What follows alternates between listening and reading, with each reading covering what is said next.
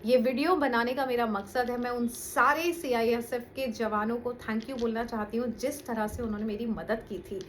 I said मतलब मेरे लिए वो मोमेंट था और मैं सबको धन्यवाद देने के लिए यहाँ पर ये वीडियो बना रही हूँ कि सबसे पहले मैं माफ़ी चाहती हूँ कि ये वीडियो बनाने में बहुत लेट कर दिया मैंने। और कहते हैं लेट कुछ नहीं होता, जब सही वक्त होता है सब कुछ होता है, बट थोड़ी सी व्यस्त थी।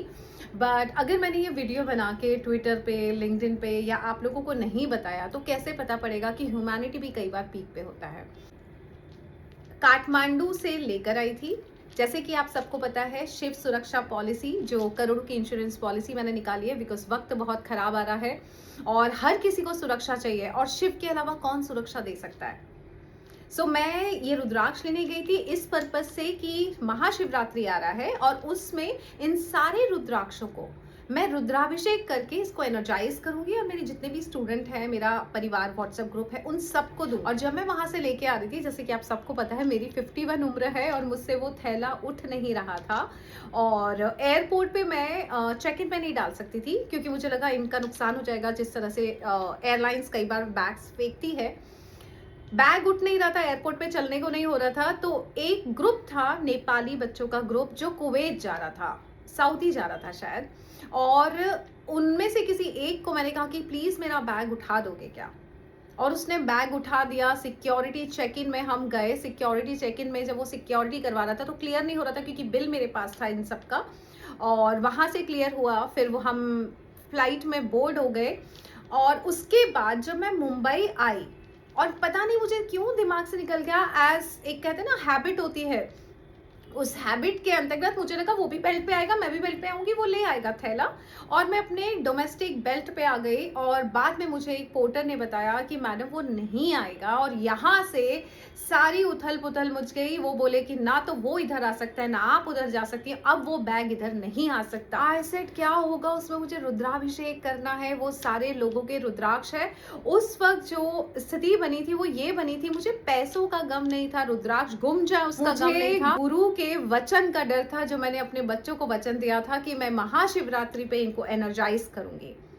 नहीं तो कई बार लाखों का सामान भी चला जाए तो मैं चिंता करने वालों में से नहीं हूँ, बट उस वक्त मेरी ये जिम्मेदारी थी कि इनको मैं सुरक्षित लेकर आऊं, रुद्राभिषेक करूं, क्योंकि महाशिवरात्रि साल में एक ही बार आती है। अब यहाँ पे ह्यूमैनिटी चालू हुई थी कि जब मैं वो पोर्टर गाय, जिसका नाम मुझे भी याद नहीं है, पिक्चर जरूर डालूंगी, और प्लस सीआईएसएफ डिपार्टमेंट जो आउट ऑफ द वे जाके मेरी मदद किए कि मैम वो कस्टम क्लियर बगैर आपका थैला आ ही नहीं सकता, और 4 दिन लग जाएंगे अगर आप लॉस्ट एंड फाउंड में भी अप्लाई करोगे, क्योंकि वो लड़का भी लेके नहीं जा सकता अपने साथ, तो डेफिनेटली वो एयरपोर्ट पे छोड़ के जाएगा, बट इमिग्रेशन करके हम उधर नहीं जा सकते, वो लोग इधर नहीं जा सकते, उसकी फ्लाइट ऑफलोड नहीं करा सकते। जो भी हुआ, अगर आप लोग एयरलाइंस का थोड़ा सा ज्ञान रखते हैं तो आपको पता होगा कि कितना टफ रुद्राक्ष का थैला इधर आना। ये वीडियो बनाने का मेरा मकसद है, मैं उन सारे सीआईएसएफ के जवानों को थैंक यू बोलना चाहती हूँ जिस तरह से उन्होंने मेरी मदद की थी।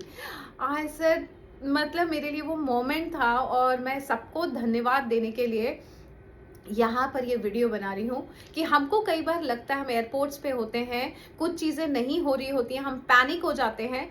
आप जब पैनिक होते हैं तो सामने वाला पैनिक होता है, हम सब एनर्जी समझते हैं। तो होता कैसे कि जब आप एनर्जी, जिस तरह की एनर्जी लेके सामने वाले के पास जाओगे, वो एनर्जी आपने उसको पहले दे दी, उधर से वो पैनिक होगा। और इस तरह से एयरपोर्ट पे कई बार मैंने उस तरह के सीन्स देखे हैं जो थोड़े से अनप्लेजेंट हो जाते हैं। गलती हमारी होती है कि हमने वो एनर्जी उसको दी क्योंकि हम पैनिक हो गए थे। और वैसे भी जैसे कि मेरी टीचिंग से मैं हमेशा ये बोलती हूँ कि गलतियां हम अपने ऊपर देखेंगे तो ज़्यादा बेटर है, इंटरनल वर्ल्ड सुधारेंगे तो एक्सटर्नल वर्ल्ड हमेशा ब्यूटीफुल नजर आएगा। तो कई बार बहुत सारी चीज़ें ऐसी हो जाती हैं जब हम एयरपोर्ट्स पे पैनिक होते हैं, वो ना हो, है ना। कोशिश करेंगे काम रहने की, कूल रहने की, तो कई बार आपके सामने वाला भी आउट ऑफ द वे जाके आपकी मदद करने की कोशिश करता है और मदद करता भी है, जैसे मेरी मदद हुई। So once again thank you so much सारे जितने भी वहाँ पे जवान थे जिन्होंने मेरी मदद की मेरे रुद्राक्ष के बैग को लाने में, जिसकी वजह से मैं बहुत अच्छे से रुद्राभिषेक कर पाई। और शिव सुरक्षा पॉलिसी क्या है, क्यों ये रुद्राक्ष लाना बहुत जरूरी था, क्यों रुद्राभिषेक में इसको एनर्जाइज करना जरूरी था, क्यों अब मैं सबके गले में रुद्राक्ष बना रही हूँ, कैसा वक्त आ रहा है, ये सारी बातों को डिटेल में आप चाहें तो 14 को मेरा एक वेबिनार है शब्दों की बातें, जिसमें मैं आपको काफ़ी डिटेल में बता दूंगी। नहीं तो आप आयुष से बात कर सकते हैं डिटेल में, व्हाट इज शिव सुरक्षा पॉलिसी, करोड़ों की इंश्योरेंस पॉलिसी कैसे होगा, क्या होगा। 888951 555 पे आयुषी से बात कर लीजिए। धन्यवाद।